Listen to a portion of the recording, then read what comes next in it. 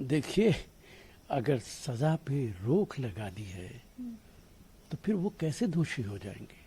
और supreme court ने एक बड़ा अहम सवाल पूछा है कि 2 साल की सजा क्यों दी गई है, जो मैक्सिमम सजा है। इसका मतलब है कि 2 साल की सजा जानबूझ के दी गई ताकि उनके पार्लियामेंट की मेंबरशिप खत्म हो जाए। ये कोई छोटा सवाल नहीं है, ये हाई कोर्ट पे, डिस्ट्रिक्ट कोर्ट पे बड़ा सवालिया निशान है। सुप्रीम कोर्ट से हमें पूरी उम्मीद है कि राहुल गांधी को मुकम्मल रिलीफ मिलेगा, राहुल गांधी दोबारा पार्लियामेंट के अंदर आएंगे और कांग्रेस पार्टी को लीड करेंगे। उन्होंने ये भी कहा कि इसे स्टेट संसद में वापस लौट सकते हैं। निश्चित तौर से राहुल गांधी पार्लियामेंट के अंदर लौटेंगे, पार्लियामेंट के मेंबर बनेंगे।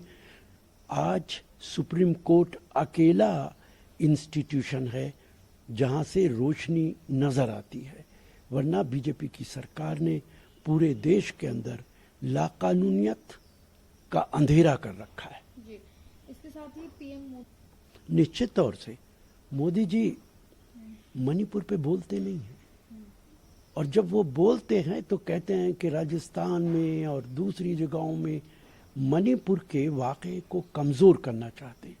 क्या ये शोभा देता है किसी प्रधानमंत्री को कि किसी एक प्रांत के अंदर इतना बड़े हादसात हो रहे हैं?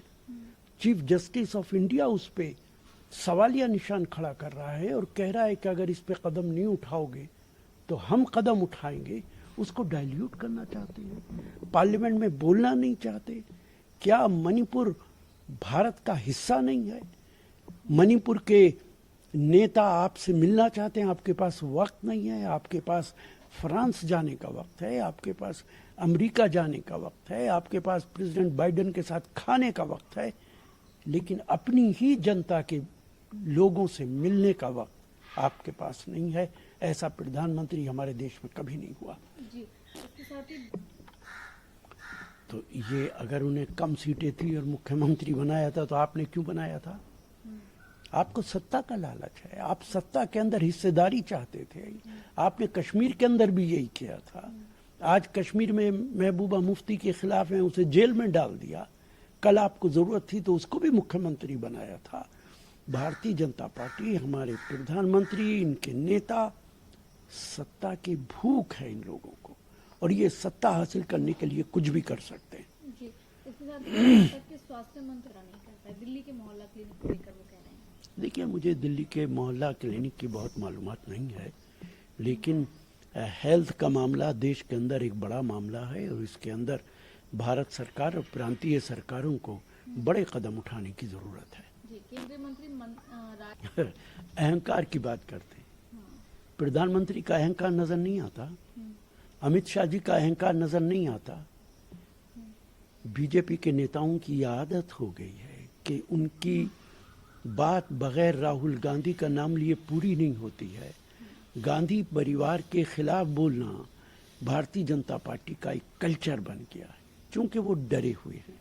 उन्हें ये मालूम है कि 2024 में जाने का वक्त आ गया है, इसलिए प्रधानमंत्री से लेके और नीचे तक हर आदमी गांधी परिवार के खिलाफ, राहुल गांधी के खिलाफ हर रोज बयानात देते, बजाय इसके कि आप ये बताएं कि आप क्या कर रहे हैं 9 साल में जनता के लिए। ये बताने की बजाय वो गांधी परिवार पे हमला करते हैं। जी सर, हरियाणा के नूंह ये जो कुछ नूंह के अंदर हुआ, जो कुछ गुड़गांव के अंदर हुआ, निश्चित तौर से वो प्लानिंग के साथ था, और ये प्लानिंग भारतीय जनता पार्टी और बजरंग दल की प्लानिंग थी। जो खबरें आ रही हैं, उस यात्रा के अंदर हथियार लेके चलने की इजाजत किसने दी थी? उस यात्रा के अंदर पुलिस क्यों नहीं थी? जो खबरें आ रही हैं उसके अंदर एक टेररिस्ट मौजूद था जिसके बारे में प्रोपेगेंडा किया जा रहा था कि वो वहां रहेगा। बाकायदा इस तरीके की बातें की गई ताकि दंगे हों, और 2024 से पहले मेरा मानना है जो कुछ गुड़गांव और नूंह में हुआ है वो भारतीय जनता पार्टी और जगह भी कराने की कोशिश करेगी।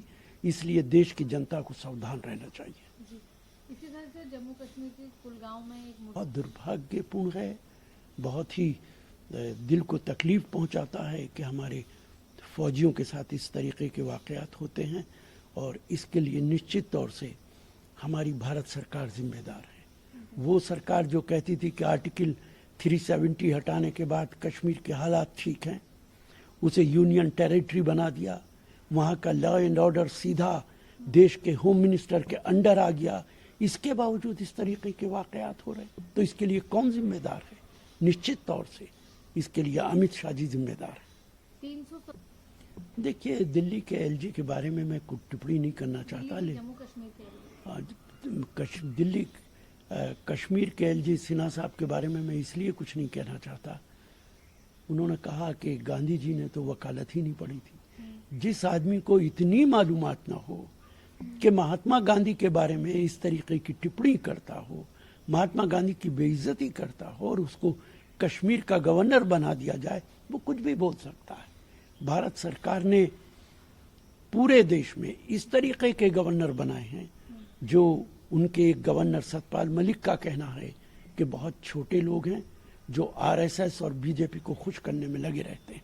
जी सर, ज्ञानव्यापी जो क्या लग रहा है सर? देखिए, मेरा मानना है कि सुप्रीम कोर्ट को चाहिए कि उसकी सारी फाइलें डिस्ट्रिक्ट कोर्ट से मंगाएं और उसका फैसला फौरन करें, इससे पहले कि ज्ञानव्यापी को बाबरी मस्जिद बनाया जाए। भारतीय जनता पार्टी इन्हीं मुद्दों के सहारे राजनीति करना चाहती है। ये जिम्मेदारी सुप्रीम कोर्ट की है कि इसको लिंगर ऑन न करने दें। 1991 के कानून के मुताबिक इसका फैसला होना चाहिए।